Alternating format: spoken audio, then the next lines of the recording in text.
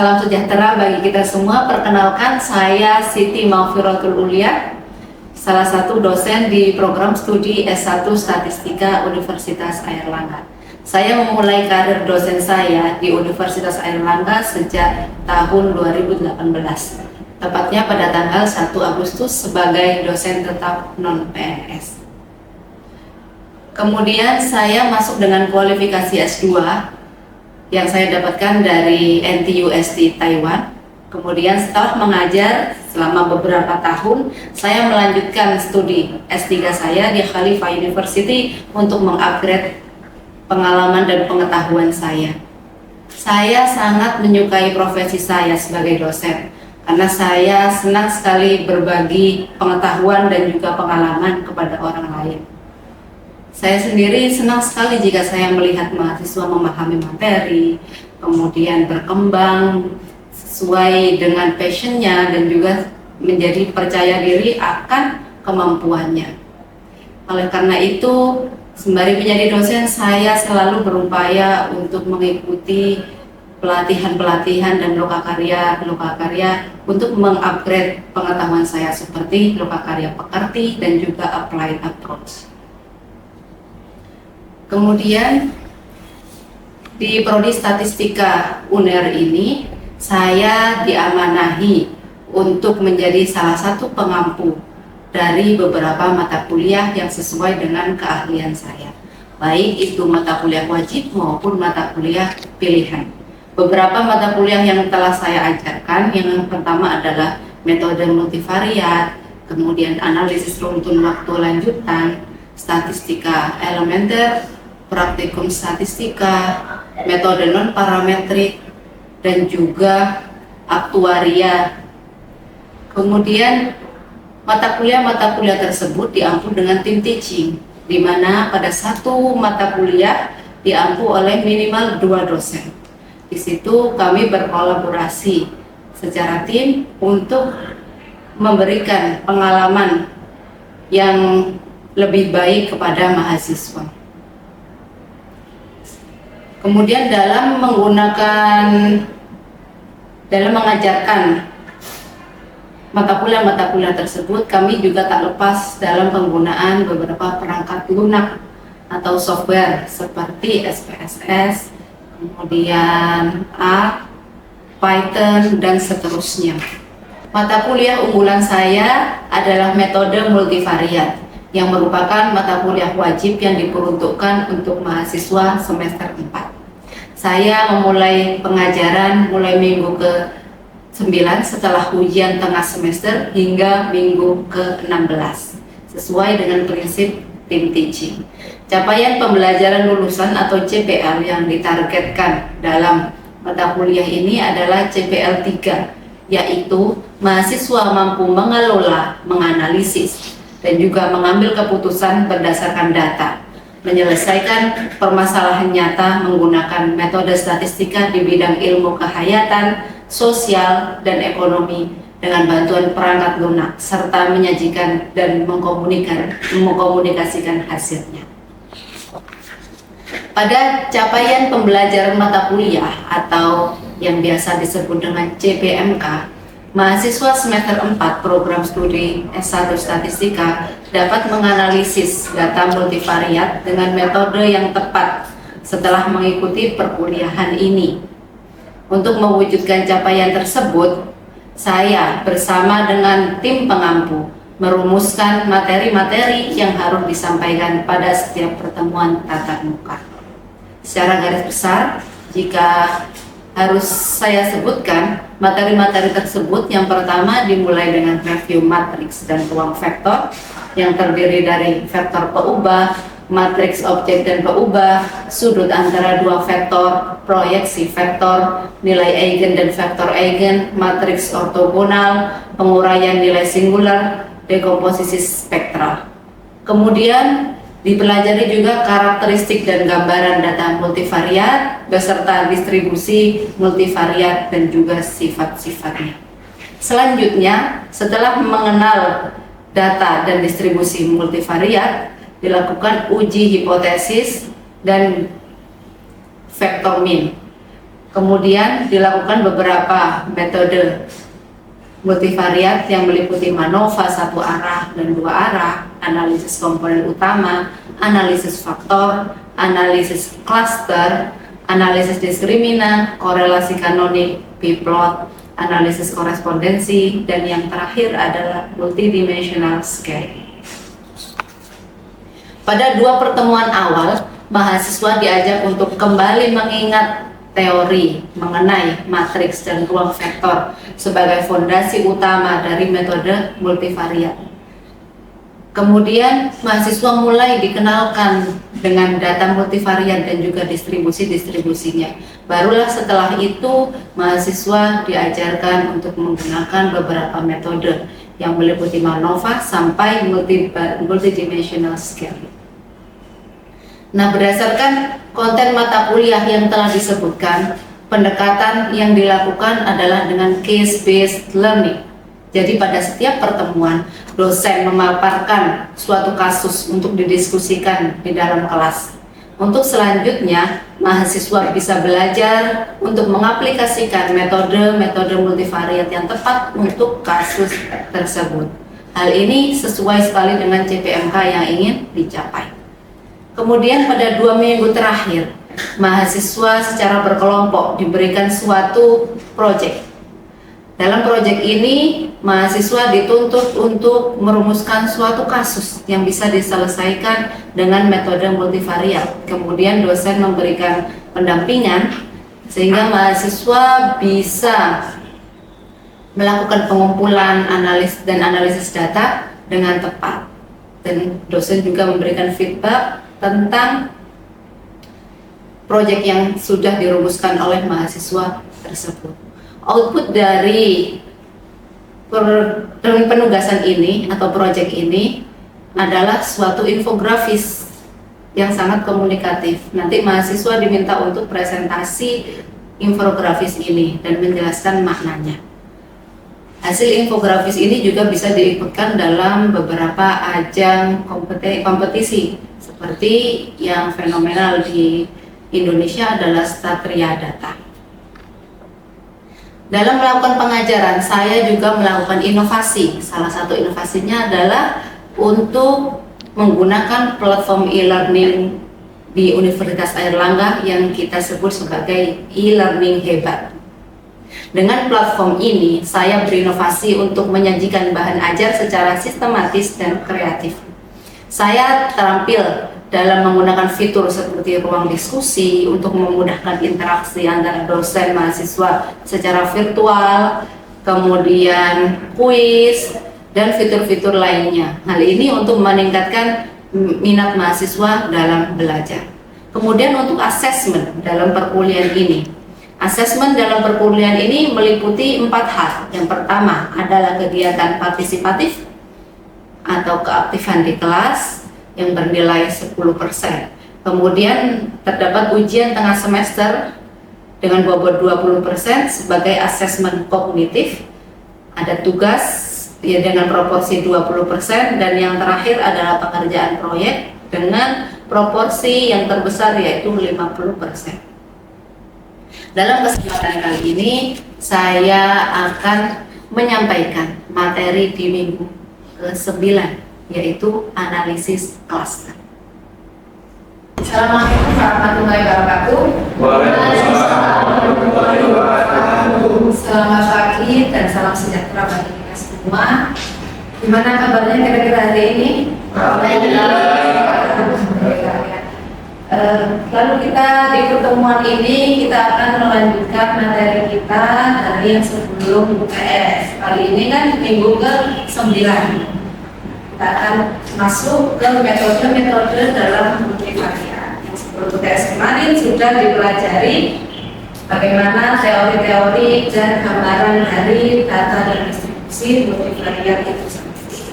Nah, seperti biasa, seperti di pertemuan-pertemuan selanjutnya, materi selalu diupload oleh dosen, yaitu saya, di e-learning hebat kita. Itu minimal atau maksimal 2 hari sebelum perkuliahan. Ada yang sudah membaca materinya? Sudah. beberapa ada yang sudah ya, yang belum ya tidak apa-apa, nanti direview lagi di rumah ya. Sebentar nanti saya terangkan dulu. Nah, kita masuk ke materi kita di minggu ke-9 ini. Jadi materi kita yaitu analisis cluster.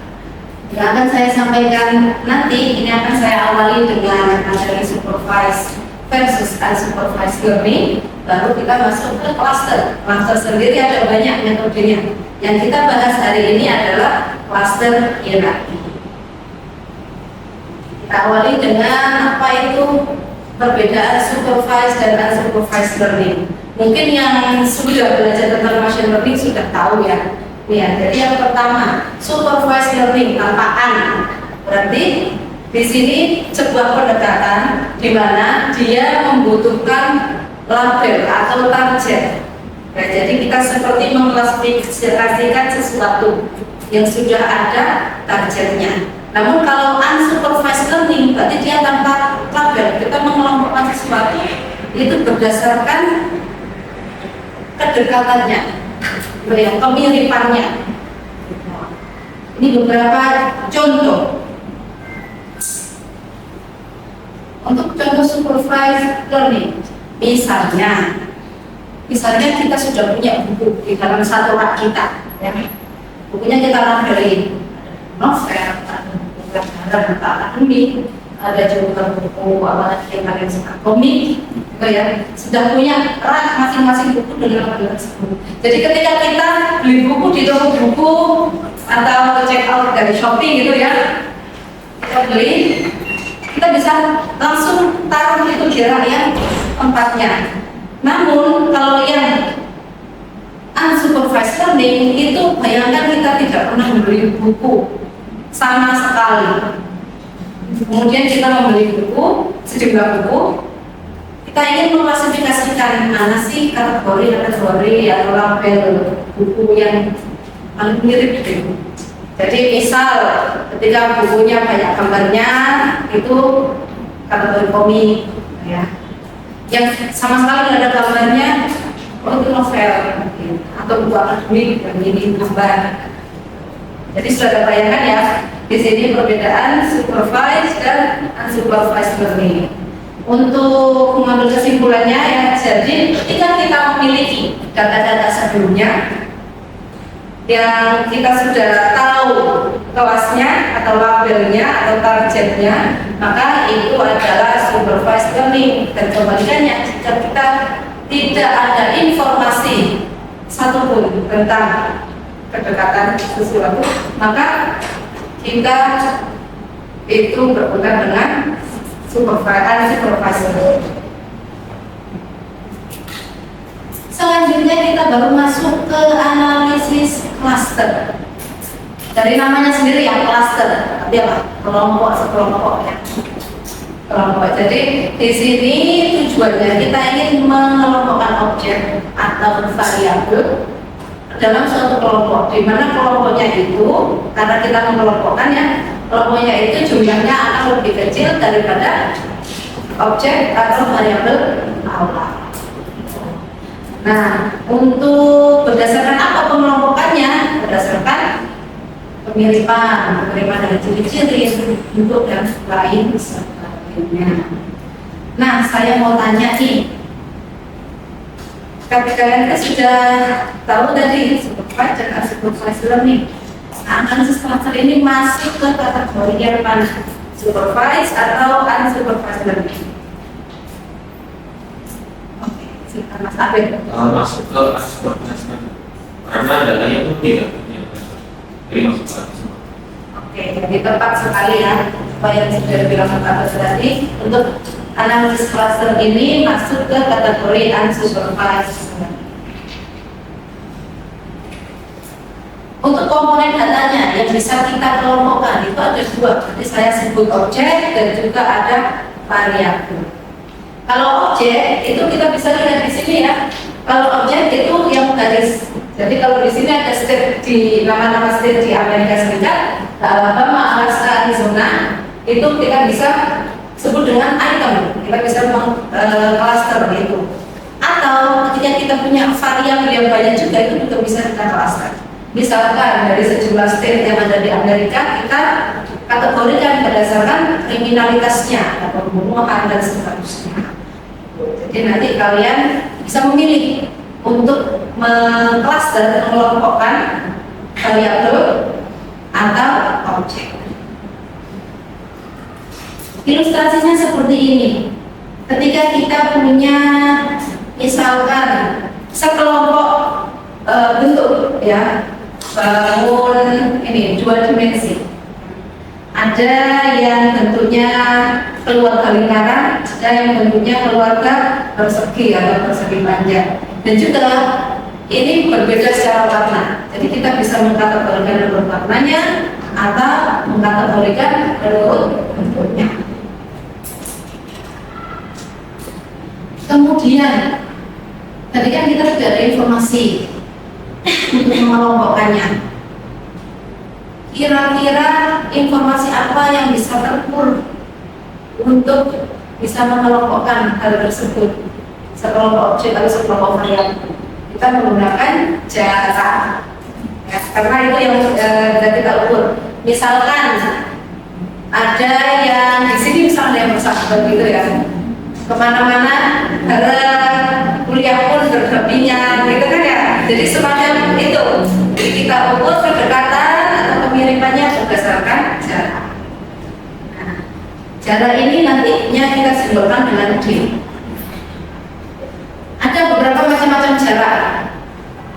Ada Euclidean, ada Manhattan, Pearson dan seterusnya. Mana yang akan kita pakai sebenarnya terserah ya. Cuma di software-software biasanya kita pakai yang Euclidean. Lalu untuk komponen step-step melakukan analisis cluster hierarki ini ada dua. Karena namanya hierarki ya, jadi susunannya juga hierarki seperti pohon hierarki. Yang pertama aglomeratif, pemusatan. Berarti misalkan kita punya 10 objek ya, 1, 2, 3, 4 atau 5 saja, kalau tidak cukup 5 ya. Jadi kalau yang aglomeratif pemusatan, berarti yang pertama kali itu kita menganggap masing-masing objek ini sebagai satu kelompok. Lalu mana yang paling mirip? Misalkan tidak ada tempat paling mirip, kita kelompokkan. Lalu tidak dapat tidak kita kelompokkan, paling mirip nanti dengan sebuah, gitu ya. Jadi seterusnya dan seterusnya sampai terbentuk suatu hierarki. Jadi yang awalnya 5 kelompok bisa menjadi 3 kelompok, 4 kelompok sampai 1 kelompok. Nah, yang kedua adalah divisif atau pemisahan. Berarti sebaliknya ya, kita mulai semua kita asumsikan menjadi satu kelompok saja, satu kelompok besar. Lalu kita pisah berdasarkan mana yang paling berbeda, tidak mirip. Ya. Jadi misalkan dari sini ya 1, kemudian semua ini 1 ini terdiri dari 5 objek. Nah, kita pisahkan menjadi 2. Jadi misalkan objek kelima dan keempat itu satu kelompok, yang lainnya 1, 2, 3 itu menjadi kelompok lain. Lalu dari 1, 2, 3 ini misalkan adalah yang paling tidak berbeda dan seterusnya sampai akhirnya ketemu masing-masing kelompok isinya 1.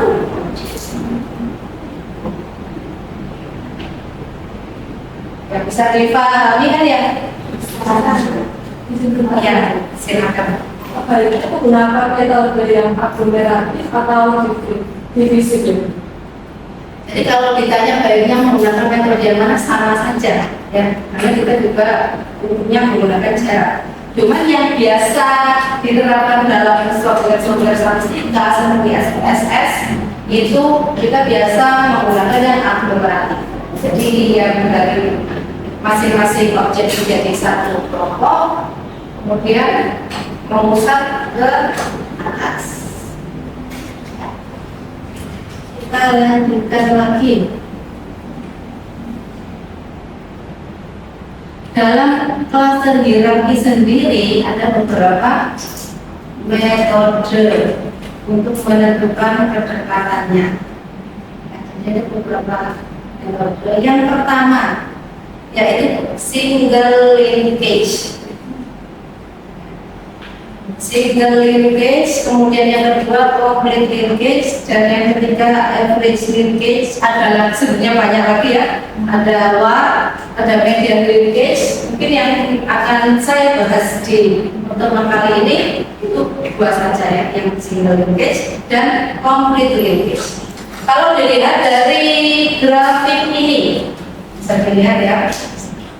Kalau single linkage, garis biru ini menandakan jarak terdekat. Jadi kalau single linkage kita jaraknya minimum, gitu ya, rumusnya DIJ per A itu minimum dari DIK BJK. Jadi di sini adalah yang minimum. Kalau complete linkage ini yang terjauh. Jadi di sini yang terjauh 1 per 6. Nah, maka di sini rumus jarak antar kelompok dengan K itu maksimum. Maksimum dari jarak I ke K dan jarak J ke K. Sebenarnya sama. Kita akan punya materi jarak yang sama, ya. Kemudian yang paling jauh berarti paling besar, yang mana? 11, ya. 11 paling besar. Satu pertama 11, lalu kita kelompokkan 1 dan 5. Lalu kita update lagi jaraknya, ya. Jadi antara misal untuk yang 2 ya, 2 dan 5 dan 2 dan bisa 2 dan 5 dan juga untuk 2 dan 4 misalnya. Jadi kita nanti update misalkan untuk klasternya kan yang pertama 2 dan 5. Oh maaf, yang pokoknya kita kelompokkan adalah 1 dan 5. Berarti untuk yang 2 maka kita lihat jarak minimum dari 2 dan 1 dan 2 dan 5. Kemana yang paling minimum itu adalah menjadi matriks jarak di iterasi selanjutnya.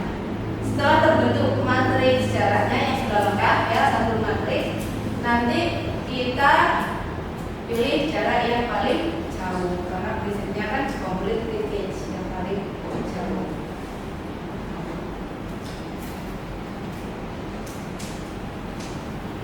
Nah, untuk selanjutnya sekarang giliran kalian ya, ada latihan sedikit, silakan dikerjakan dengan metode complete linkage. Tadi yang sudah kita bahas bersama-sama adalah single linkage. Di sini complete linkage dengan matriks jarak yang sama. Saya beri waktu sekitar 15 menit ya. Setelah itu nanti ada satu yang presentasi sebagai partisipasi dan keaktifan kelas.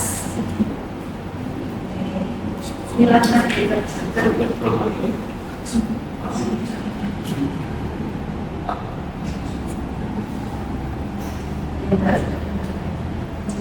Setelah 24, 241. Kan ini 3. Oh, setelah 24, 1. Berarti ini enggak satu sendiri kan? Iya. Ini enggak. Ya, 15 menit sudah berlalu. Ada yang sudah selesai? Sudah. Oke, ada yang mau presentasi hasil pekerjaannya di depan? Silakan, karena oke, lumayan banyak ya. Saya pilih satu, Mbak Anita. Silakan. Maju, Bu. Ya. Dan dituliskan di papan tulis. Sini.